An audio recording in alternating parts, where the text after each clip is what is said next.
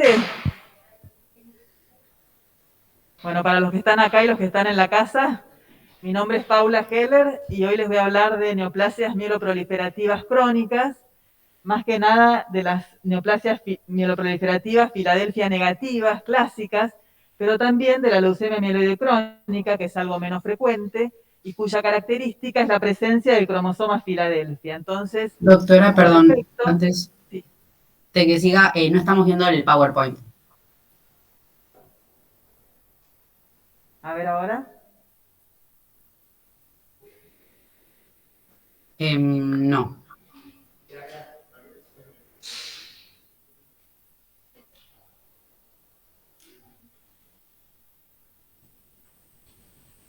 Bueno, mientras tanto, las neoplasias Filadelfia negativas entonces se caracterizan por la ausencia del cromosoma Filadelfia. Y esta va a ser una característica importante porque el tratamiento es totalmente diferente. Y todas estas neoplasias son más frecuentes en pacientes adultos mayores de 55 o 60 años, pero también se pueden ver en adultos más jóvenes y excepcionalmente también en niños. ¿Se ve el PowerPoint ahora? ¿Sí? Bueno, pasamos a la otra, la que sigue. Entonces, todas estas neoplasias se originan por la expansión de la stem cell hematopoyética, por el efecto de mutaciones, que originan la proliferación de las progenies mieloides en la médula ósea y el aumento de las células maduras en circulación. En las Filadelfia negativas clásicas, si bien la mutación siempre está a nivel de la stem cell, la proliferación de las diferentes progenies puede ser variable. Entonces, por ejemplo, en la Disculpe, trombocitemia, sí, vemos la primera diapositiva. a ver ahora. Recién ahí cambió a una. Por ahí lo tenés que poner en modo presentación. Ah, ¿no? ¿La ven ahora? Vemos una que dice biología molecular en Ah, mieloproliferativos. bueno, la previa. Entonces, ¿ven la anterior? Sí, ahora sí. Ahora sí. Entonces, hay 3 mieloproliferativos Filadelfia negativos. En la trombocitemia esencial, lo que prolifera son los megacariocitos en la médula ósea y la característica es el aumento de plaquetas o trombocitosis en sangre periférica. En la policitemia vera hay una expansión de todas las progenies mieloides en la médula ósea, pero lo que predomina, lo característico, es la poliglobulia, de ahí el nombre policitemia, si bien también suele asociarse con leucocitosis y trombocitosis. Y la tercera, la mielofibrosis, la expansión es de la serie granulocítica y de los megacariocitos, y la característica es la fibrosis medular que es reactiva a este clon mieloproliferativo. Entonces, en la mielofibrosis aumentan la serie granulocítica y los megacariocitos y hay fibrosis. La próxima. La biología molecular es bastante parecida de todas estas neoplasias y, como vamos a ver, comparten muchas características en común. De hecho, a veces es difícil diferenciar y poner un límite claro entre una y otra. Y en la biología molecular también la comparten. La mutación más frecuente es la mutación del JAK2, que es una tirosinquinasa que traduce la señal a partir de receptores de citoquinas hematopoyéticas, como por ejemplo la eritropoyetina. Y por esta mutación, el JAK2 se activa constitutivamente. Esta mutación la vamos a ver en más del 95% de los pacientes con policitemia vera y en alrededor de la mitad de aquellos con trombocitemia y mielofibrosis. Está en la célula progenitora y se transmite a todas las células precursoras a su descendencia, digamos, y también a las células maduras. O sea, si uno hace una extracción de sangre periférica y lo estudian los neutrófilos, la va a encontrar, independientemente que sea trombocitemia, policitemia o mielofibrosis, porque todas las progenies van a estar con la mutación, el hecho es que prolifera más una que otra. En los pacientes que son JAK2 negativos, o sea, uno tiene que tener en cuenta que la biología molecular es muy importante para hacer el diagnóstico diferencial entre una neoplasia mieloproliferativa y las causas de trombocitosis o poliglobulia reactivas que, como habrán visto el año pasado, son muchísimo más frecuentes que las neoplasias mieloproliferativas, ¿no? En los pacientes negativos para la mutación del JAK2, la policitemia, hay otras mutaciones a nivel del JAK que son diferentes a la característica que es la B617F. Y en la trombocitemia y en la mielofibrosis hay otras mutaciones, una en el gen CALR y otra en el MPL, que son menos frecuentes, pero que también me definen la clonalidad. Y si uno hace la cuenta, se da cuenta que hay un pequeño porcentaje de pacientes que son negativos para estas 3 mutaciones y aún así tienen un mieloproliferativo. La próxima. Entonces ya dijimos que son bastante interrelacionadas entre sí y de hecho pueden transformarse de una a otra entidad en el curso de la evolución del paciente. Por ejemplo, un paciente con trombocitemia puede, con el transcurso de los años, presentar un fenotipo más parecido a la policitemia vera. Y lo más importante es que tanto la trombocitemia como la policitemia pueden evolucionar a mielofibrosis. En este caso, si no es mielofibrosis de entrada, si es secundaria a otro mieloproliferativo, lo vamos a llamar secundaria o post-trombocitemia y post-policitemia.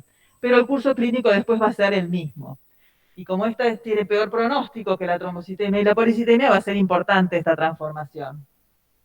Sobre todo en la trombocitemia y la policitemia, la clínica más importante es la predisposición al desarrollo de trombosis y paradójicamente también al desarrollo de hemorragia. Porque por más que hay un aumento, por ejemplo, de plaquetas, y estas plaquetas suelen estar activadas basalmente, responden peor a los estímulos, o sea, tienen defectos intrínsecos que los hace que cumplan un rol en la hemostasia. Entonces, la trombosis, que se ve alrededor del tercio de los pacientes, la hemorragia, que es un poquito menos frecuente, pero que también se ve, la evolución a mielofibrosis, en el caso de la trombocitemia y la policitemia, y cualquiera de ellas son enfermedades preleucémicas. No todos los pacientes van a ir a leucemia aguda, pero un porcentaje sí. En trombocitemia y policitemia este porcentaje es bajo, 1, 2, 3%. Y en cambio en la mielofibrosis, que es la de peor pronóstico, hasta el 20% de los pacientes, si uno los deja evolucionar, van hacia leucemia mieloide aguda. La próxima. Si hay alguna duda me van parando. Empecemos entonces por la trombocitemia.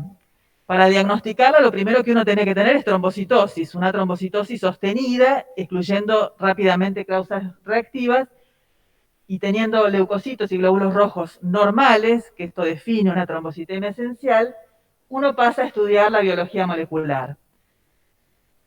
Si las 3 mutaciones son negativas, vemos acá que un pequeño porcentaje, 10-20%, puede ser el caso y aún así ser una trombocitemia esencial. Pero en este caso tengo que ser muy cuidadoso de excluir una trombocitosis reactiva, ¿no? Ver que el paciente no tenga ferropenia, que no tenga una enfermedad autoinmune, que no tenga una neoplasia, como otros muchos ejemplos, ¿no? Después de esto voy a pasar a hacer una biopsia de médula ósea, donde lo importante es que voy a ver un aumento de megacariocitos y el resto va a ser una médula bastante normal, excepto este aumento de megacariocitos. Y lo que es más importante, no voy a tener fibrosis. La próxima creo que hay una foto de la biopsia. Por ejemplo, acá esta es una foto de una médula ósea, estos son los megacariocitos que como vemos son grandes e hiperlobulados y no tengo fibrosis. Si en la próxima vemos la diferencia con una mielofibrosis, ven que estos mismos megacariocitos son totalmente displásicos, aberrantes, con núcleos muy pignóticos. Entonces, además de no haber fibrosis, yo veo una diferencia histológica en la biopsia de la médula ósea. Y es importante diferenciar la trombocitemia de la mielofibrosis. Y además excluyo otras neoplasias mieloides que pueden presentarse con trombocitosis. Entonces la policitemia puede tener trombocitosis, la mielofibrosis también, la leucemia mieloide crónica también, algunas mielodisplasias también pueden presentarse con trombocitosis. Entonces tengo que excluir todo lo otro para diagnosticar trombocitemia. Entonces, cuando uno hace una aproximación a un paciente con trombocitosis, y sospecha trombocitemia habiendo excluido lo reactivo rápidamente, primero va a ser el estudio de JAK2, que es lo más frecuente. Si este es positivo, ya no hago más estudios, ya tengo el diagnóstico. Si es negativo, paso a estudiar la mutación CALR o calreticulina. CALR es la abreviación, que es la segunda en frecuencia, y recién si esta es negativo, estudio la menos frecuente, 1, 2, 3% de los pacientes, que es la mutación del MPL, que es el receptor de la trombopoyetina. Entonces, recordando que si las 3 son negativas, no excluimos el diagnóstico, después tenemos que hacer una biopsia de médula ósea para saber que es una trombocitemia y que no es una mielofibrosis, por ejemplo, que a veces se puede presentar muy similar, sobre todo al principio. Y también tengo que hacer un estudio citogenético para excluir la presencia del cromosoma Filadelfia o el producto de fusión BCR-ABL, que es lo que se produce a través del Filadelfia, ¿no? Pero bueno, ya lo vamos a ver más después.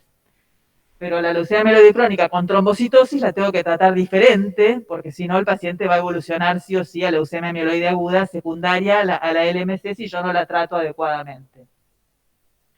Para la policitemia vera, entonces, lo más importante es el aumento del hematocrito y la hemoglobina. Fíjense que nosotros no nos fijamos en el recuento de glóbulos rojos. Hematocrito y hemoglobina es lo que uno tiene en cuenta. Entonces, estos son los límites que establecen los criterios para mujeres y hombres.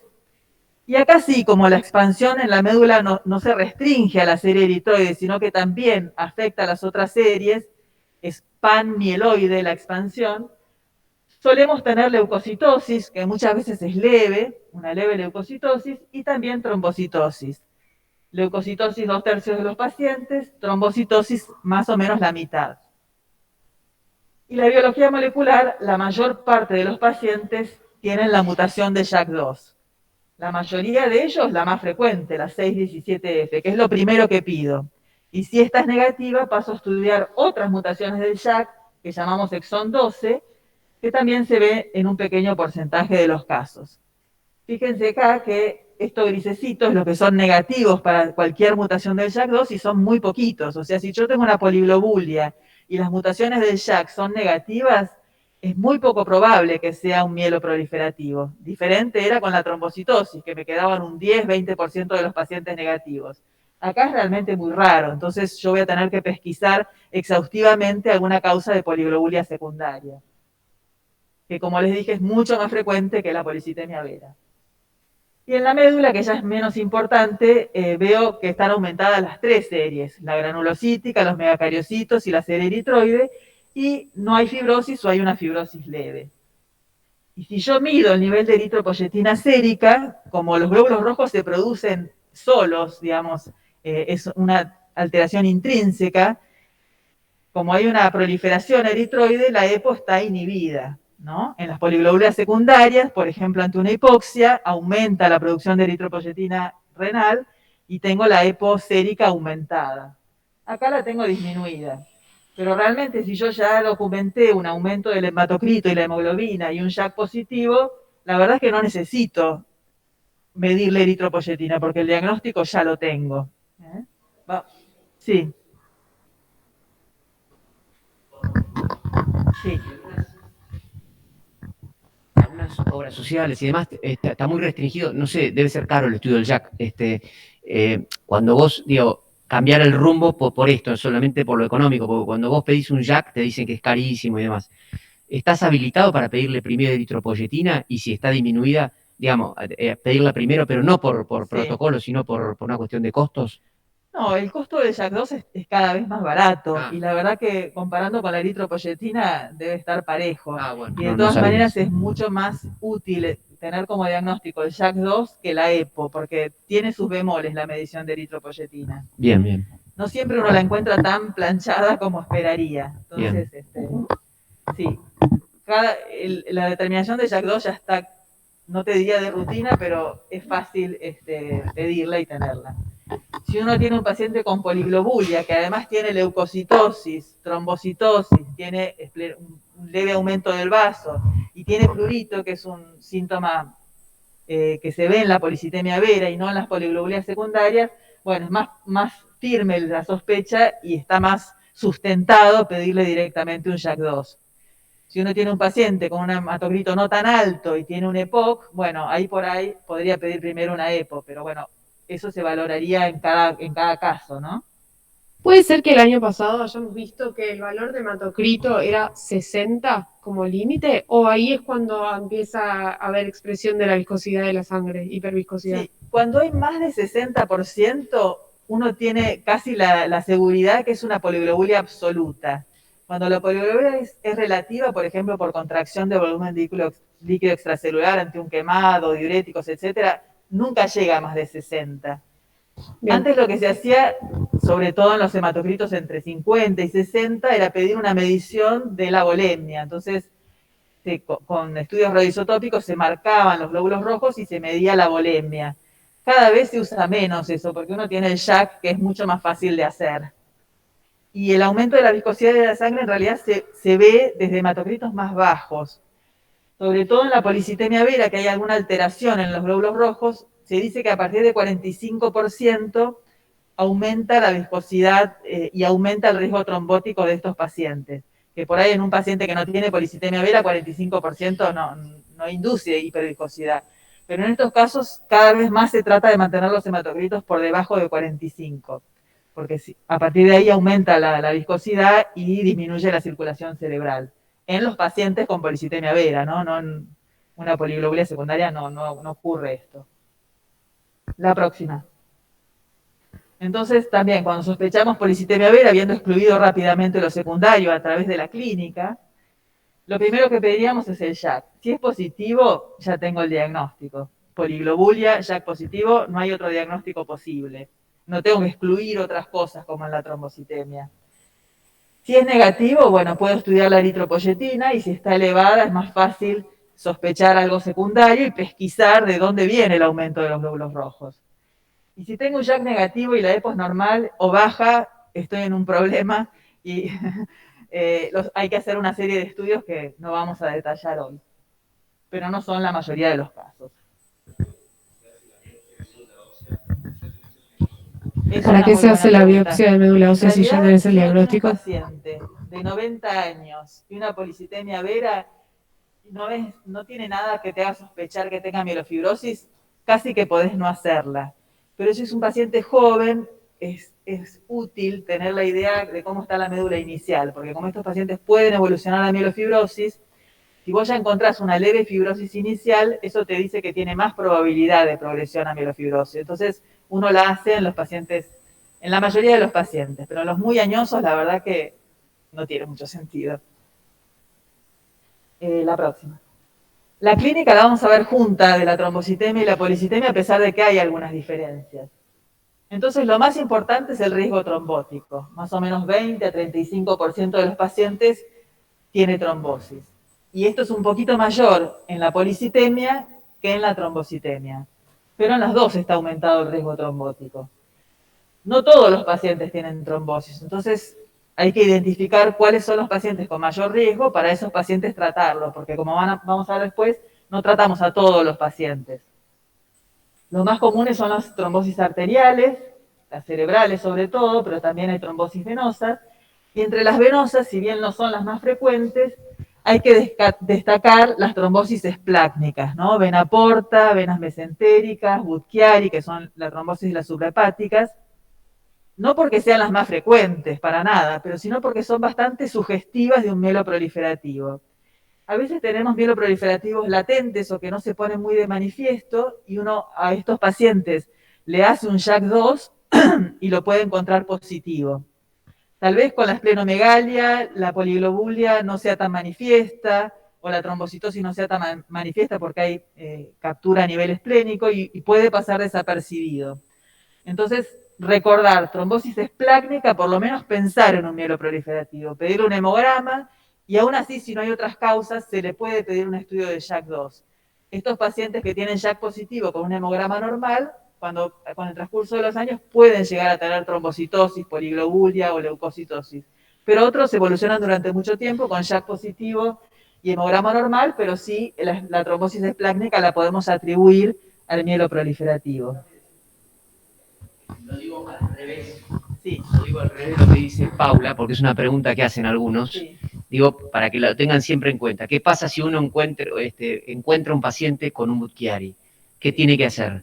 Y se te quedan mirando. No, es esto que lo que acaba de decir Paula. Cuando uno aparece un paciente con un síndrome, con un Budd-Chiari o una trombosis esplácnica, siempre hay que pedir un JAK2.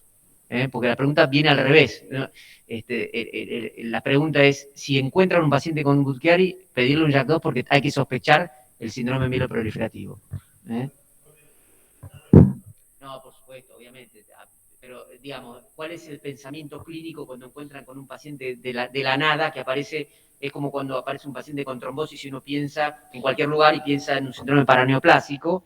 Cuando aparece específicamente la trombosis en las suprahepáticas, uno tiene que estar pensando siempre en el síndrome mieloproliferativo. Claro, trombosis en otros sitios inusuales no hay esta asociación. Entonces, una trombosis de venosos cerebrales, yo no pienso en eso, pero las Exacto. casi. Muchas veces mujeres jóvenes con policitemia vera se ve bastante el Budd-Chiari en esta población. Entonces, aunque a uno le cueste pensar, la trombosis coexiste con la hemorragia. A veces el mismo paciente tiene trombosis y hemorragia. Eso a veces dificulta el manejo clínico. Y sobre todo se da en pacientes que tienen trombocitosis muy importante, más de 1 millón de plaquetas, por ejemplo, porque las plaquetas capturan el factor von Willebrand e inducen un síndrome de von Willebrand adquirido. Entonces, trombosis y hemorragia al mismo tiempo, algunos solo trombosis, otros solo hemorragia, otros pacientes las dos cosas. Como estos pacientes muchas veces le damos aspirina, a veces esto es difícil, hay que saber cuándo no darla porque el paciente tiene alto riesgo hemorrágico, que después lo vamos a ver. Otro síntoma que tiene muy poca importancia en cuanto a riesgo, pero que puede ser molesto, es la obstrucción de la microcirculación, que es los agregados de plaquetas que se forman en los pequeños vasos. Entonces los pacientes refieren hormigueos en la yema de los dedos de las manos o de los pies, o incluso dolor y calor. Cuando tiene todo el dolor, calor y el dolor y calor más que nada y rubor, se llama eritromelalgia, pero lo que es más frecuente de ver son las acroparestesias. Y esos síntomas son agregados plaquetarios que se disuelven rápidamente, sobre todo se disuelven más fácilmente con aspirina, y no indican que el paciente tenga un riesgo trombótico de grandes vasos, es solo obstrucción de microcirculación.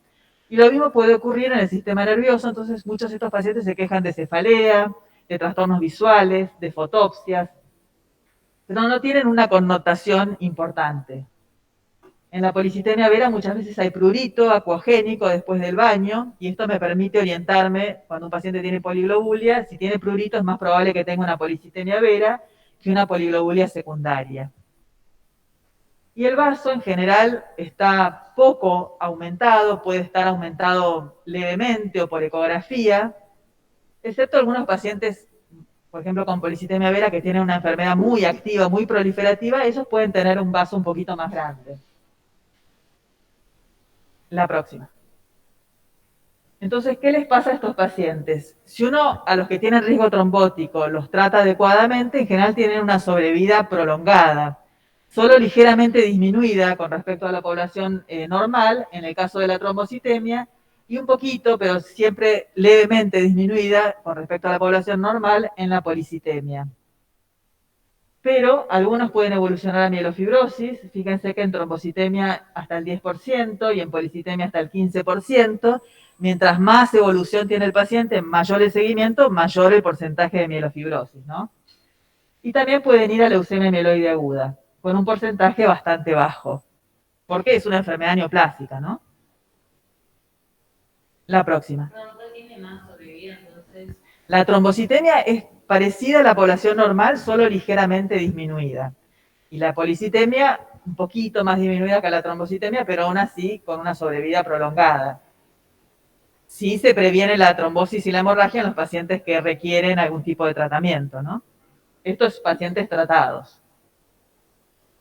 Entonces, vamos al tratamiento. Uno lo que querría es, además de prevenir que los pacientes tengan trombosis y tengan hemorragia, sería evitar que el paciente desarrolle mielofibrosis y leucemia, que son las complicaciones más graves, ¿no? Además de que se sienta mejor. La próxima. La realidad es que lo que podemos hacer actualmente es solamente prevenir el desarrollo de trombosis y hemorragia. No hay todavía tratamientos que eviten la progresión leucémica ni que eviten la progresión a mielofibrosis. Entonces, como todos los tratamientos que tenemos para citorreducir, digamos, citorreducción llamamos a bajar el hematocrito, los blancos, las plaquetas, todos tienen bastantes efectos adversos. No se tratan todos los pacientes, sino aquellos que tienen más riesgo trombótico o hemorrágico. Y dentro de los riesgos, los más establecidos y más claros son la edad, siempre es un factor de riesgo para todo, mayor a 60 años, y el haber tenido trombosis previa. Si un paciente tuvo un Budd-Chiari y yo lo veo 10 años después, yo sé que ese paciente sigue teniendo de por vida un alto riesgo trombótico, porque tiene alguna característica celular que hace que trombose. Por ejemplo, hay pacientes que tienen 600.000 plaquetas, cuando el valor normal es 450.000, ¿no? un paciente con 600.000 plaquetas puede tener trombosis y otro con 600.000 plaquetas puede no trombosar. Entonces, no se sabe muy bien cuál es la característica de esas plaquetas que hacen que uno trombose y cuál no. Pero bueno, el haber ya tenido una trombosis ya me habla de que ese paciente está propenso a volver a tener recurrencia trombótica. Y cuando uno evalúa los factores de riesgo, uno dice 60 años, pero bueno, eso es lo que está escrito, ¿no? Los criterios siempre tienen que ser móviles. A veces yo veo un paciente con 59 años, pero que es además diabético, hipertenso, y tiene hipercolesterolemia, bueno, ese paciente va a estar en más riesgo trombótico, entonces esos 59 años yo tal vez lo voy a tratar. Y tal vez tenga uno de 61 años que no tenga ningún factor asociado y yo decido no tratarlo, ¿no? Entonces eso se ve individualmente, ¿no? Siempre los criterios son estáticos y uno los tiene que adaptar al paciente. Y otros factores que influyen, pero que no son tan determinantes como estos dos, son el ser JAK2 positivo, y por esto yo sé que todas las policitemia vera tienen más riesgo trombótico por ser JAK positivo, y tener factores asociados cardiovasculares, ¿no? Como les decía antes. Por otro lado, el recuento de plaquetas, si bien la trombocitosis se asocia a trombosis, y uno tendría a pensar, tener 3 millones de plaquetas es peor que tener 700.000, la realidad es que no es así, porque cuando hay muchas plaquetas, más de 1 millón, está el consumo de von Willebrand, que es un factor protrombótico, entonces el paciente en realidad tiende a sangrar más que a trombosar. Entonces no hay una correlación entre el recuento de plaquetas y la trombosis.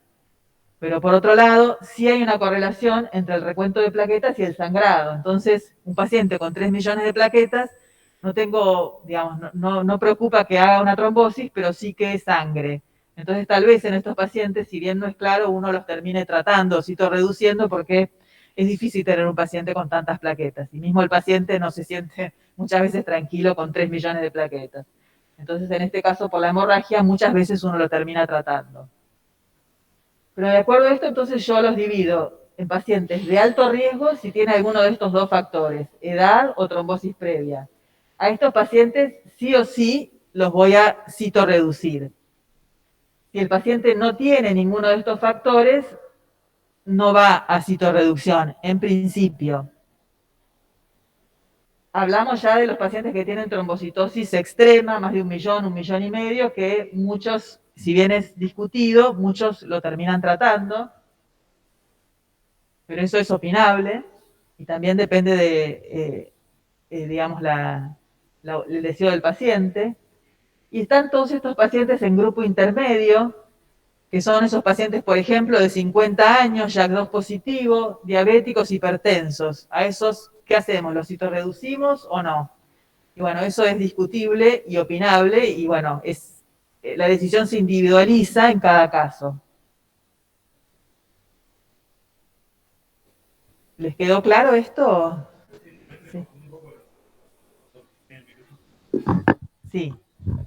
O sea, ¿cuándo el paciente tiene mayor riesgo trombótico o cuándo tiene mayor riesgo hemorrágico en base al conteo de plaquetas? No me quedó claro Sí, eso. está bien. Digamos, uno de los pacientes que tienen trombocitosis y riesgo trombótico, sea cual sea el recuento plaquetario, por ejemplo, un paciente hipertenso, diabético y con 800.000 plaquetas, uno lo citorreduce para normalizar las plaquetas.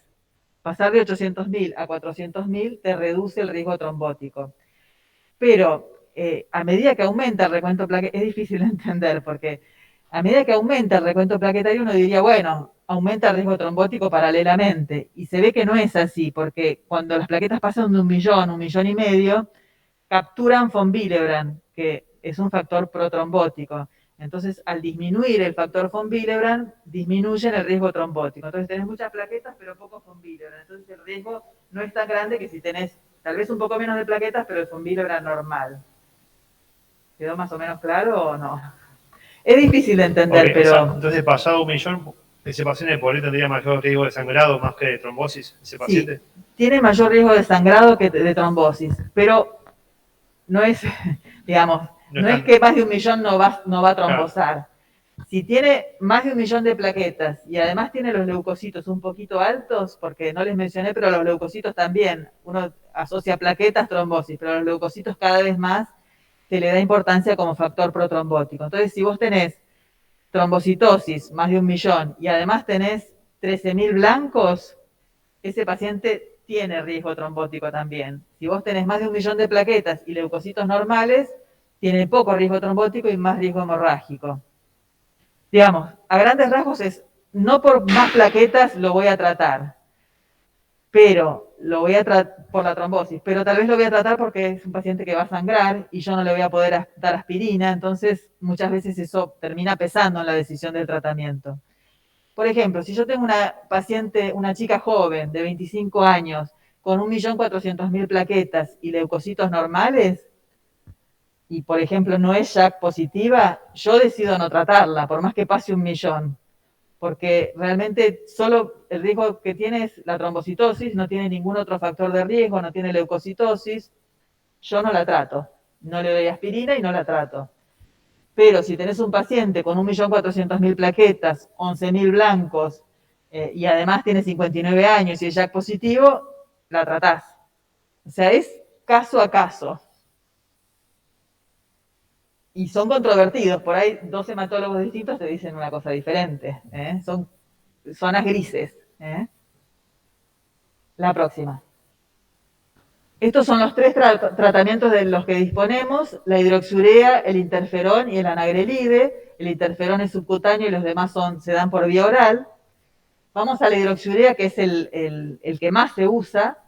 La hidroxiurea es como una especie de quimioterapia leve, ¿no? Y que baja los glóbulos blancos, las plaquetas y los rojos.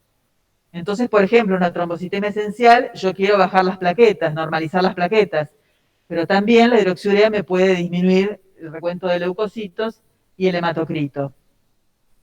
Es una droga que en general es muy bien tolerada, se toma por boca y los pacientes tienen que tomarla crónicamente, porque cuando la suspenden, la discontinúan, el efecto se va, ¿no? Entonces les decía que es bien tolerada, pero puede tener algunos efectos adversos, fundamentalmente cutáneos. Entonces puede dar úlceras en miembros inferiores, bimalleolares, que son bastante rebeldes al tratamiento, o úlceras orales, y puede tener efectos adversos cutáneos y aumenta el riesgo de cáncer de piel, no melanoma. Y si bien es una quimioterapia y todas las quimioterapias pueden inducir alteraciones, mutaciones e inducir riesgo leucémico, se cree que la hidroxiurea no sería leucemogénica. Pero la realidad es que faltan estudios a largo plazo, entonces si uno se plantea darle hidroxiurea a un paciente joven, por ejemplo, un chico de 25 años que tuvo un infarto por una trombocitemia esencial, y uno decide darle hidroxiurea, tiene que tener en cuenta que si bien no es leucemogénica, no está totalmente descartado que pueda hacerlo. Entonces, si ese paciente va a vivir hasta los 80 años, tiene 55 años para tomar hidroxiurea y que eso haga efecto en su médula ósea, y no está totalmente descartado que pueda ser leucemogénica. Entonces eso uno lo tiene que tener en cuenta cuando decide un tratamiento. Pero globalmente es el tratamiento más usado y de primera línea, el más establecido. Después tenemos el interferón, que es efectivo también, pero tiene la contra de que se tolera bastante mal. Cada inyección de interferón induce un síndrome gripal, y el interferón clásico se da 3 a 5 veces a la semana. Entonces, los pacientes, realmente esto les altera mucho la calidad de vida. Hay un interferón pegilado que se da semanalmente, pero ahora no está ya disponible en Argentina. Hasta hace poco lo teníamos, pero esta posibilidad de darlo semanalmente ya no está. Entonces, el interferón está cada vez menos usado acá en Argentina porque no tenemos la posibilidad de darlo semanalmente, ¿no? Entonces, es efectivo, pero muchos efectos adversos, no es leucemogénico. Y en pacientes muy jóvenes, antes era una muy buena elección, porque sabemos que no es leucemogénico. Si lo dábamos una vez por semana se podía tolerar de alguna manera. Y es el único que podemos usar en el embarazo. Como muchas drogas en el embarazo es categoría C, es decir, que uno la usa si el beneficio esperado es mayor que el riesgo, ¿no? Pero es el único que se puede usar en el embarazo. Y por último tenemos el anagrelide, que también es por boca y que no disminuye los blancos y los rojos, sino que solo las plaquetas. O sea, una policitemia vera, que yo quiero disminuir el hematocrito, no voy a usar anagrelide porque solo disminuye las plaquetas, ¿no? También tiene muchos efectos adversos, sobre todo cardiovasculares, y puede promover la evolución a mielofibrosis. Entonces, bueno, es una buena droga para bajar las plaquetas, pero tiene sus contras. Tampoco es leucemogénico, y si uno lo quiere usar, bueno, lo usaría en jóvenes para si quiere evitar la hidroxiurea. Al margen de lo anterior, que estas tres drogas que son citorreductoras, ¿no?, que llamamos citorreducción para normalizar el hemograma, todos los pacientes con policitemia vera que tienen el hematocrito alto, uno les hace sangrías o flebotomías para normalizar el hematocrito y llevarlo por debajo de 45%, ¿no? Por arriba de 45 hay mayor hiperviscosidad y mayor riesgo, digamos, de trombótico de alguna manera. Entonces, si yo le doy drogas citorreductoras, el hematocrito se va a mantener por debajo del 45%. Pero los pacientes que decido no tratar con citorreducción y tienen el hematocrito alto, por lo menos les hacemos sangrías o flebotomías, ¿no? Después, la enorme mayoría de los pacientes, salvo unos pocos, le vamos a dar aspirina en bajas dosis para prevenir el desarrollo de trombosis. ¿A quiénes no le damos? A los pacientes que tienen plaquetas muy altas, más de 1 millón, 1,5 millones, porque voy a aumentar el riesgo hemorrágico. Entonces, por eso les decía que a estos pacientes muchas veces uno termina dándole citorreducción para poder disminuirle las plaquetas por debajo del millón y poder darles aspirina, porque si no, no le puedo dar ni aspirina ni citorreducción. Entonces, se complica un poco el manejo. En los pacientes de muy bajo riesgo yo puedo tolerar que tengan plaquetas un poquito más altas, pero no son la mayoría. Y otro es controlar los factores de riesgo vascular asociados, que es algo que uno debería hacer siempre, pero más aún en estas enfermedades. Si tienen alguna duda me van preguntando, ¿no? Si no, pasamos a la siguiente. Bueno, esto más o menos ya lo vimos, alto riesgo, trombosis previa o edad mayor a 60 años, le voy a dar la primera línea que es hidroxiurea y aspirina. Si tengo más de 1 millón de plaquetas o alguna contraindicación de aspirina, le voy a dar hidroxiurea sola. Y a los pacientes jóvenes puedo considerar interferón o anagrelide. También si el paciente no responde o tiene, por ejemplo, úlceras rebeldes que no puedo controlar, paso a los tratamientos de segunda línea. En cambio, a los pacientes de bajo riesgo les doy bajas dosis de aspirina o puedo no darles nada si, por ejemplo, son JAK2 negativos, no tienen factores de riesgo vascular asociados. Pasamos a la otra. Bueno, ¿y cómo sigo yo a estos pacientes? Primero es la clínica. En el examen físico me fijo que no aumente el tamaño del vaso y muchas veces se piden ecografías abdominales de control. Y el laboratorio lo sigo con hemograma, además del laboratorio completo, frotis periférico para ver si hay algún indicio de que el paciente esté evolucionando a mielofibrosis o a leucemia. Y siempre pedimos LDH a estos pacientes. La LDH suele aumentarse cuando el paciente evoluciona a mielofibrosis. Entonces, como seguimiento, el hemograma, el frotis, el vaso y la LDH. La que sigue. Bueno, este es un caso clínico. Es un paciente de 58 años con trombocitemia esencial, que es CalR positivo y se interna por un infarto agudo de miocardio. Si bien los que tienen trombosis es más frecuente que sea JAK2, este es CalR. Tiene 750.000 plaquetas con leucocitos y hematocrito normales, y luego del alta, una vez que pasado el episodio del infarto, va a hematología.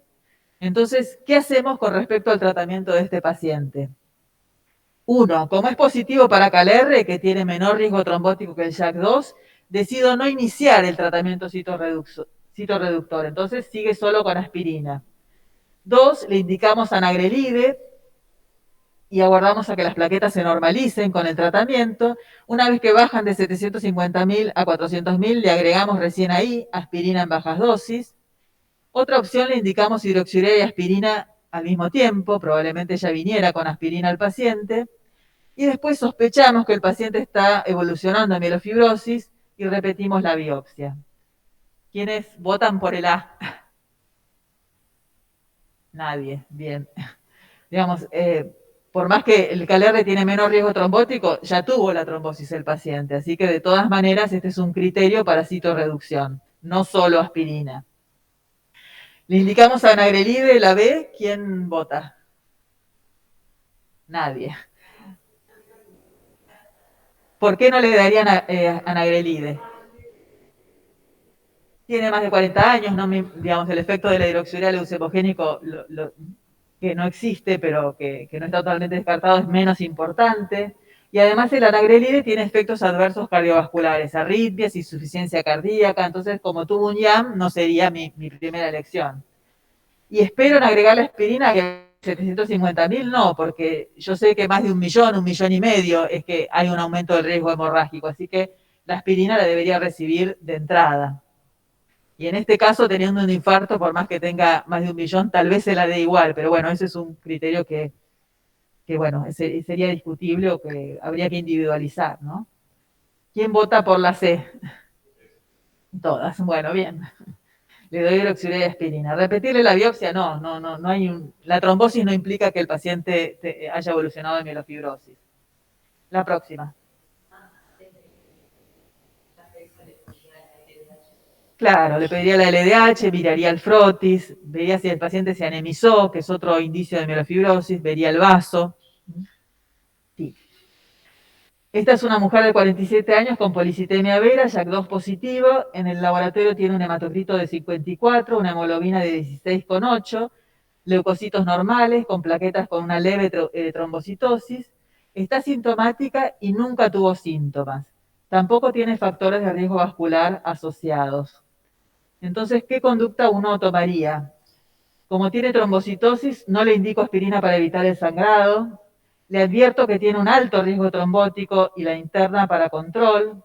Le indicamos flebotomía y aspirina en bajos dosis y vemos cómo evoluciona el hematocrito después de la sangría.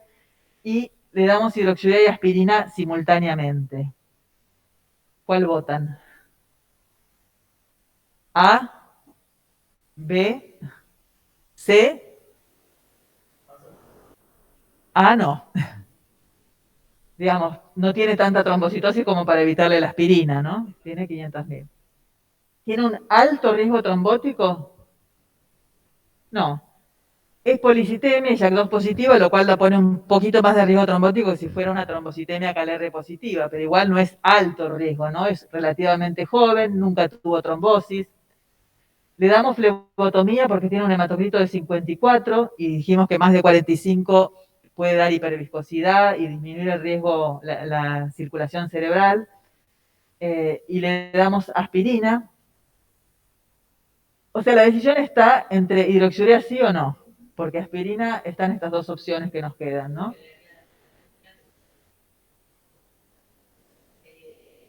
Sí, está muy bien.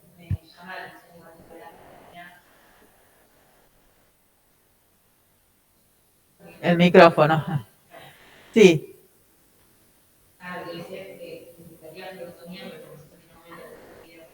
Sí.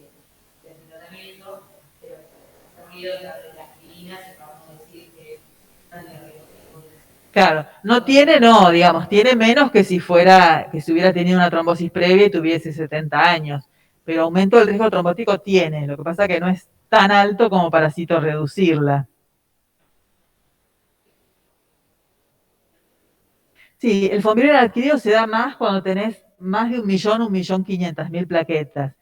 Con 520.000 plaquetas es menor el riesgo de Fonviral adquirido. Entonces, como idea general, la mayoría de los pacientes con mieloproliferativo reciben aspirina, salvo excepciones, por ejemplo, los que tienen trombocitosis extrema. Y aún así, uno le puede medir el Fonviral y también eso influye en la decisión. Pero bueno, no les dije para no hacerlo más complicado. Pero la enorme mayoría recibe aspirina. Pasamos a la mielofibrosis. Entonces, acá la mielofibrosis, que puede ser primaria o secundaria a la trombocitemia o policitemia, lo que tenemos primero es algo parecido a la trombocitemia, la mieloproliferación. Aumenta los megacariocitos y aumenta la serie granulocítica en la médula, y por lo tanto tenemos leucocitosis y trombocitosis. Acá en la mielofibrosis la serie eritrol es la que está siempre más inhibida. Entonces desde el principio tenemos un hematocrito en el límite inferior o una anemia que se va pronunciando a medida que evoluciona la enfermedad.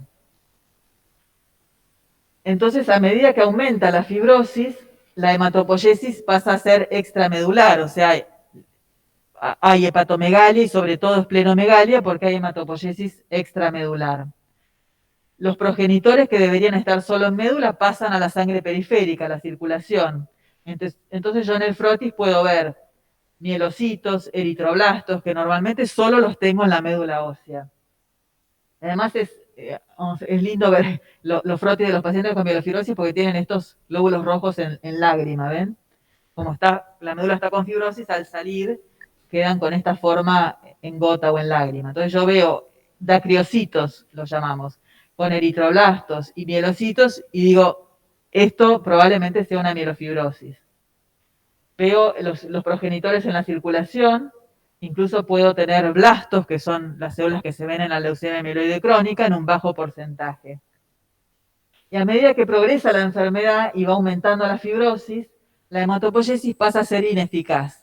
Entonces, si bien al principio tengo leucocitosis y trombocitosis, en las etapas más tardías, además de la anemia que se va profundizando, tengo trombocitopenia y leucopenia.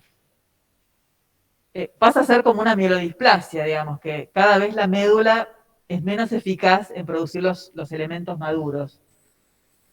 ¿Se entiende esta progresión? Vamos a la que sigue entonces. La próxima. Y acompañando a todo esto hay una respuesta inflamatoria del huésped que da un síndrome pseudogripal, que puede ser leve, pero a medida que la enfermedad avanza, antes de los tratamientos actuales veíamos a los pacientes realmente caquécticos, con pérdida de peso, sudoración, una astenia muy marcada, esplenomegalias realmente masivas, y el paciente terminaba viniendo así a la consulta. La próxima.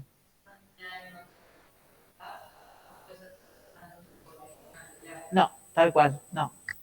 Al principio un poco, pero a medida que avanza la enfermedad cada vez es menos compensatoria. Sí.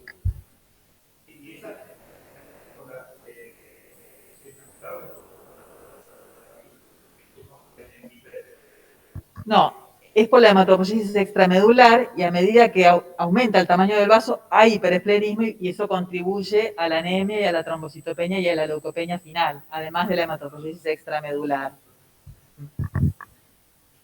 Entonces acá el diagnóstico, la biología molecular es muy parecida a la trombocitemia, la mitad JAK2, un cuarto CalR, 5 a 10% MPL y también tengo los triple negativos. Es decir, que si tengo todas las mutaciones negativas, no me excluye el diagnóstico.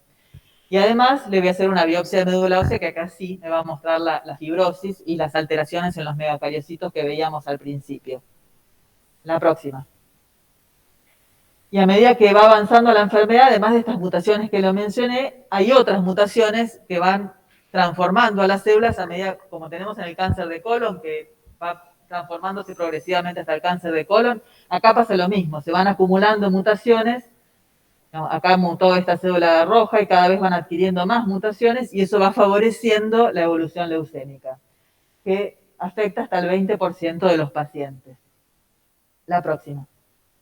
Entonces la clínica al principio es muy parecida a una trombocitemia, salvo que tengo una leucocitosis que puede ser leve al principio. Entonces al principio parece una trombocitemia, trombocitosis, una leve leucocitosis y un riesgo trombótico. Y a medida que avanza, claro que el paciente yo lo puedo ver recién acá, ¿no? Puedo verlo recién en la etapa avanzada, depende de cada caso.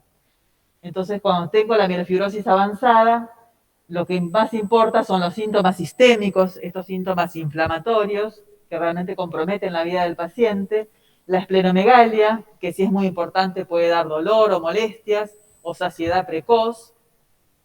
Entonces el paciente come muy poquito, fraccionado.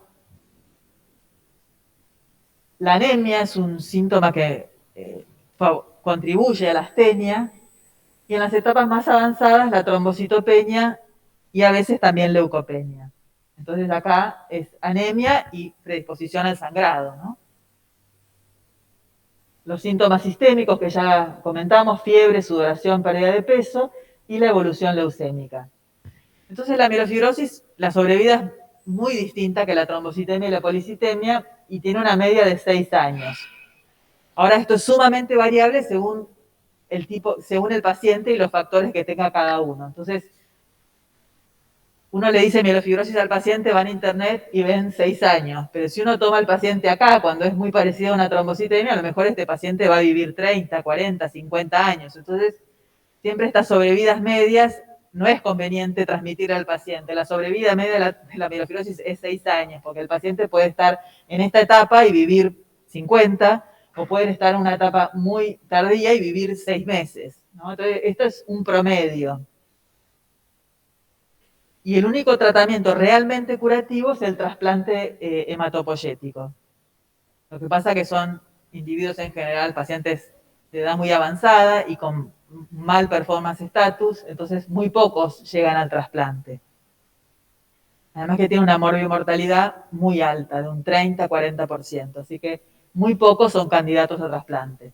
Tal vez uno si tiene un paciente joven con muchos factores de mal pronóstico y encuentra en el screening muchas mutaciones asociadas, bueno, a ese paciente tal vez sí se le indica un trasplante, pero son pocos los pacientes con mielofibrosis que les va bien con el trasplante.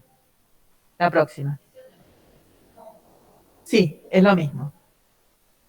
El trasplante en general se hace de células de sangre periférica movilizadas, ¿no? Los progenitores se movilizan a sangre periférica y se trasplantan las células hematopoyéticas. Antes se hacía punciones de médula ósea y los que se trasplantaban eran los progenitores de médula, pero ahora se usa más sangre periférica. Sí.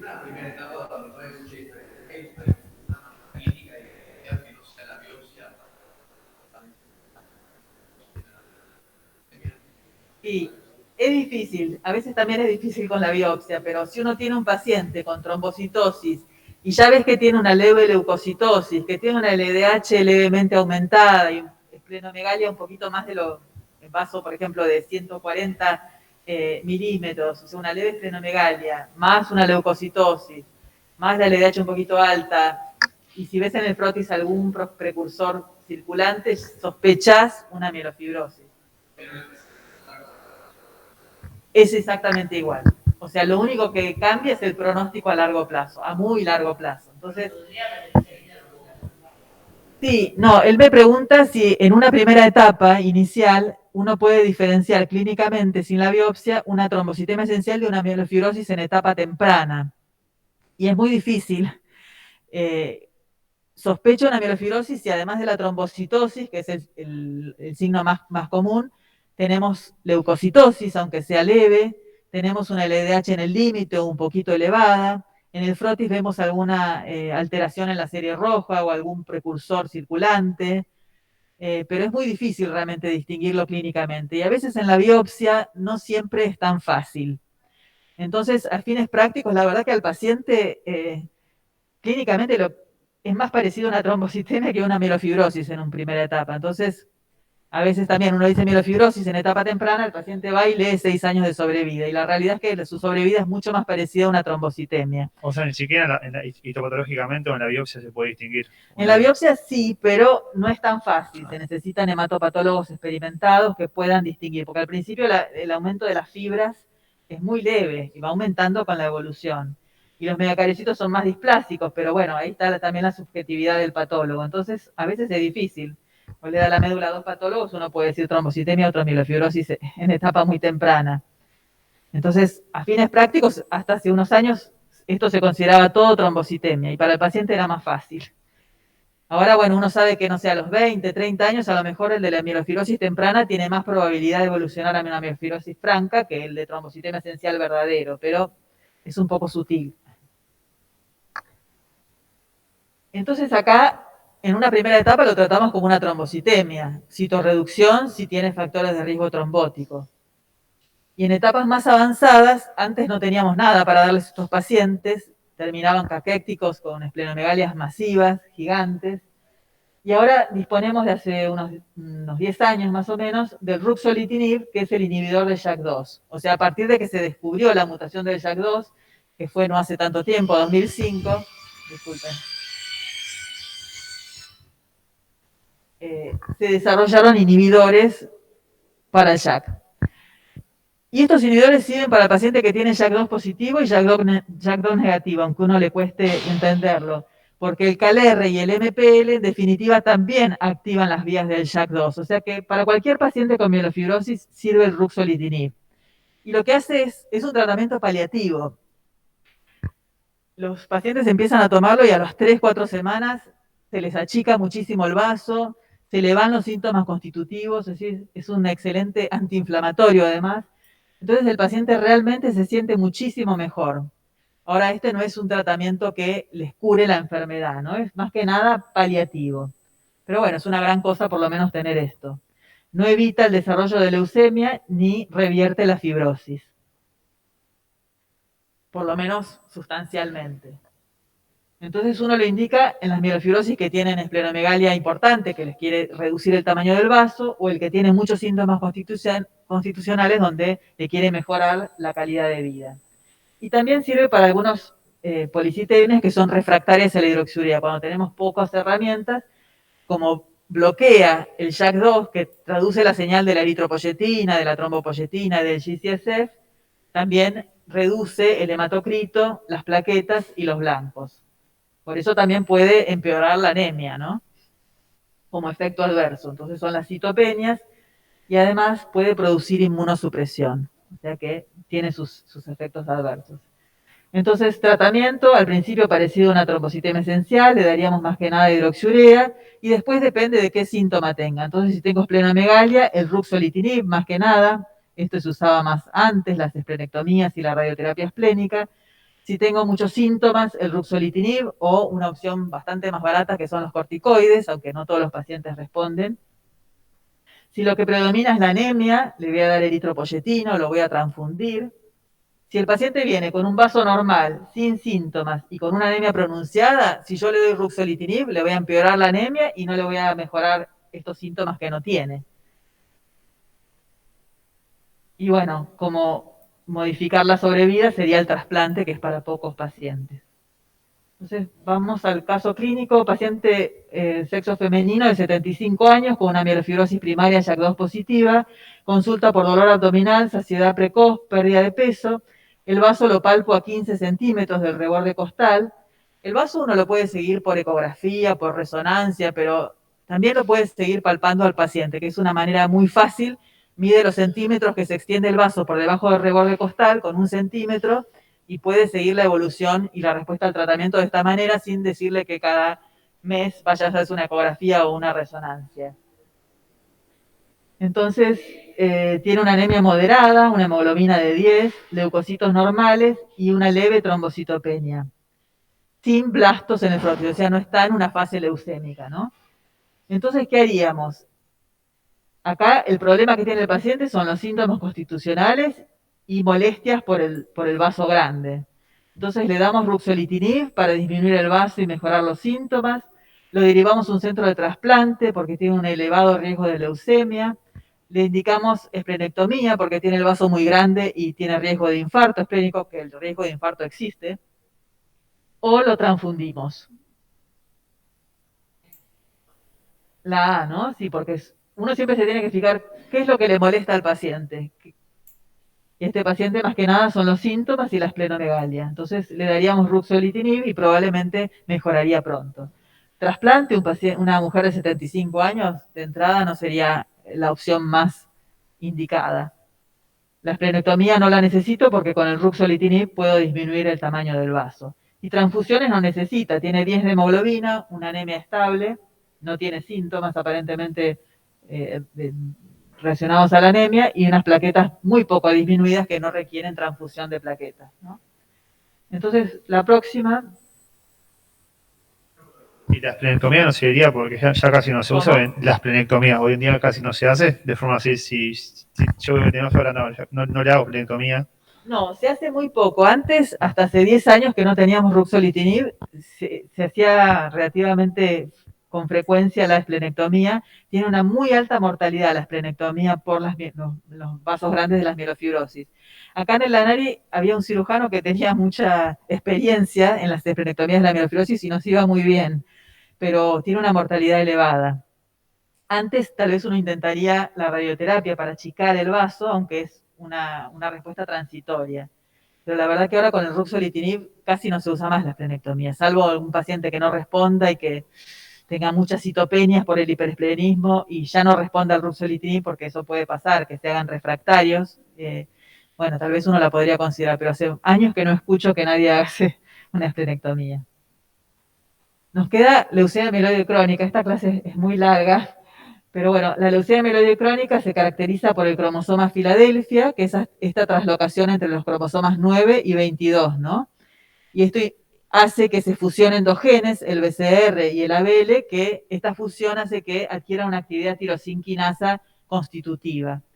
Entonces, como esta traslocación hace que el cromosoma quede más cortito, yo lo veo en el citogenético con el cromosoma Filadelfia, que es el cromosoma 22 cortito. Entonces uno hace una punción de médula ósea y un estudio citogenético y puede ver el Filadelfia. Pero también puede detectar por biología molecular esta fusión. Entonces, detección del BCR-ABL por biología molecular. Esto lo podemos hacer de médula ósea o de sangre periférica. Así como el JAK lo hacemos de sangre periférica con una extracción común, también puedo detectar el BCR-ABL por una extracción de rutina. Entonces, estas neoplasias, además de denominarse Phi positivos, tal vez las vean en algún lado mieloproliferativos BCR-ABL negativos. Es lo mismo. La próxima. Bueno, y la leucemia mieloide crónica, a diferencia de los Phi negativos, si yo no la trato, indefectiblemente va a ir hacia una leucemia aguda. Es decir, no es hasta el 20% como en la mielofibrosis, sino que todos los pacientes sin tratamiento van hacia leucemia aguda. Por suerte ahora hay tratamientos que evitan la progresión leucémica, ¿no? Acá sí el desarrollo terapéutico consiguió modificar el curso de la enfermedad. Entonces, la mayoría de los pacientes lo voy a ver en la fase crónica, y lo que veo es, tengo una leucocitosis con desviación izquierda, es decir, en la fórmula leucocitaria, que normalmente en sangre periférica solo tenemos neutrófilos y tal vez algún que otro callado, lo que voy a ver es todos los progenitores mieloides que están normalmente en médula ósea, están en la circulación. Entonces, este es un frotis, vemos un montón de glóbulos blancos, que son todos estos, ¿no? Estos son los rojos, y acá se ve poco, pero además de los neutrófilos, veo progenitores más inmaduros. Además de la leucocitosis con neutrofilia y desviación izquierda quiere decir esto, ¿no? Que los que están a la izquierda del neutrófilo se ven en sangre periférica. Suele haber basofilia, puede haber un aumento de plaquetas, porque acá también la mutación está a nivel de la stem cell, pero lo que más predomina es la serie blanca, ¿no? Pero puede haber trombocitosis asociada hasta en la mitad de los pacientes y anemia, que es más importante a medida que avanza la enfermedad. Acá sí es más común palpar el vaso, tener esplenomegalia. Y esta fase crónica, dejada su libre evolución, va evolucionando hacia una leucemia, aumentando los blastos, que son las células más inmaduras, que vendrían a estar acá, ¿no? Entonces voy viendo un aumento de blastos, que cuando supera el 10%, yo defino que el paciente tiene, yo no, digamos, los criterios diagnósticos definen esto como una fase acelerada. Entonces sería una leucemia mieloide crónica en fase acelerada, es decir, que está a punto de cruzar el umbral para una leucemia. Cuando ya tengo más del 20% de blastos, que esto define cualquier leucemia aguda, ¿no? Más del 20% de blastos. Esto es la crisis blástica de la leucemia mieloide crónica, que es nada más que una leucemia aguda secundaria a una LMC o leucemia mieloide crónica. La mayoría de los casos son mieloides, leucemia mieloide aguda, pero hay pocos casos que pueden ser linfoides, leucemia linfoblástica aguda secundaria a una LMC. En los Phi negativos todos eran mieloides las leucemias. Entonces acá también suele ser de pacientes mayores de 60 años, pero también excepcionalmente se pueden dar en chicos, o en pacientes más jóvenes. A veces se presenta como un hemograma igual que los mieloproliferativos, muchas veces salta cuando uno se hace un hemograma y uno ve trombocitosis, acá leucocitosis y desviación izquierda, pero también el paciente puede presentarse con síntomas. Y los síntomas son los síntomas secundarios a la anemia, la astenia o la sudoración por la alta proliferación celular, pérdida de peso, dolores óseos y bueno, lo derivado de la esplenomegalia si hay esplenomegalia, ¿no? Si el vaso está aumentado. Entonces acá para el diagnóstico, además de la fórmula o el frotis, voy a hacer una punción y biopsia de médula ósea, donde lo más importante tal vez va a ser el estudio citogenético, donde vamos a ver el cromosoma Filadelfia, es decir, esa translocación entre el 9 y el 22.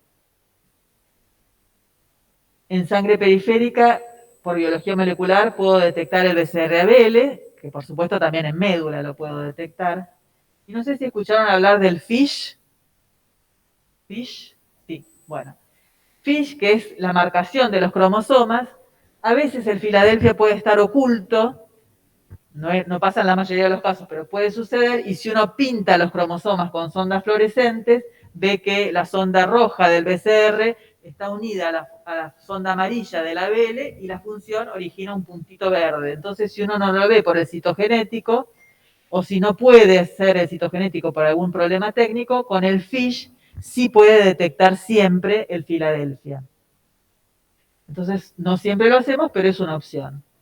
Y así como para los FISH negativos teníamos el ruxolitinib, que palía los síntomas, pero no cura la enfermedad, para el LMS sí tenemos inhibidores de tirosinquinasa, que son curativos en un alto porcentaje de pacientes. La siguiente. Entonces acá sí, el objetivo del tratamiento es evitar la evolución a la crisis blástica, además de normalizar el hemograma y hacer que el paciente se sienta bien, ¿no? Entonces acá tenemos los inhibidores de tirosinquinasa. El de primera generación, el primero que apareció, es el imatinib. Estos desarrollos se pudieron hacer a través de toda la investigación que llevó a que se descubriera el BCR-ABL, ¿no? Lo mismo el ruxolitinib con el JAK2.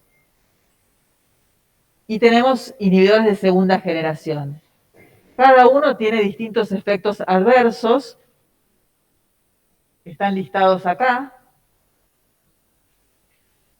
Y el trasplante, que antes se usaba cuando no estaban los inhibidores de tirosinquinasa mucho más frecuentemente, ahora se los reserva para casos muy selectos que tienen muy alto riesgo o que andan mal con los inhibidores de tirosinquinasa. O sea, la mayoría responde bien, pero siempre hay algún paciente que no responde como uno le gustaría, ¿no? ¿Y ese tratamiento es de por vida o es...?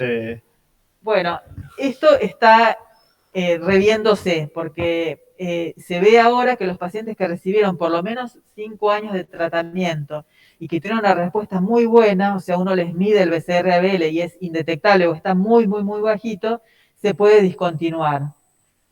Y después de discontinuar hay que monitorearlo muy seguido al paciente con BCR-ABL a ver si no recae, pero sí se está tratando, se está viendo la posibilidad de discontinuar estos tratamientos. Todavía no se sabe muy bien qué va a pasar a largo plazo.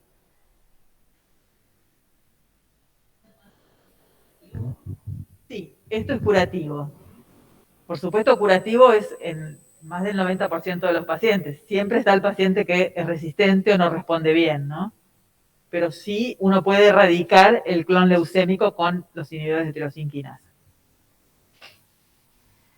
Entonces, ¿uno cómo sigue a este paciente? Bueno, lo primero que se normaliza es el hemograma. Digamos, la leucocitosis va disminuyendo y se normalizan los leucocitos. Después desaparece el cromosoma Filadelfia. Y por último, desaparece el BCR-ABL si el paciente responde muy bien, ¿no? Es decir, el cromosoma Filadelfia es como menos sensible para detectar la enfermedad mínima que el BCR-ABL. Con biología molecular es más sensible y puedo detectar niveles más bajos de leucemia. Entonces, antes todos los pacientes iban a crisis blástica y ahora la sobrevida a 10 años es del 85%. Entonces, es muchísimo más raro que el paciente evolucione a leucemia aguda. Entonces, para el paciente que no responde bien, uno tiene la posibilidad de cambiar de los inhibidores de primera generación, que es el imatinib, a los de segunda generación. Y bueno, para el paciente que no anda bien, siempre está la posibilidad del trasplante, ¿no? Si existe esa posibilidad. Entonces, esto es lo que hablábamos recién, que cuando hay respuestas moleculares muy profundas se podría discontinuar el tratamiento siguiendo al paciente muy de cerca. Y el paciente que se presenta directamente con crisis blástica, eso sí sigue siendo de muy mal pronóstico. Pero si uno lo encuentra antes, en la fase crónica, donde se presentan la mayoría de los pacientes, ahí la evolución ha cambiado realmente en forma muy importante. Así que para esto no tenemos caso clínico, así que si tienen alguna pregunta o quieren venir a hematología a mirar frotis, al que le interese, estamos dispuestos. ¿Les quedó más o menos claro? ¿Quieren preguntar algo? Bueno, si les surge después alguna pregunta, estamos en el pabellón Gracias.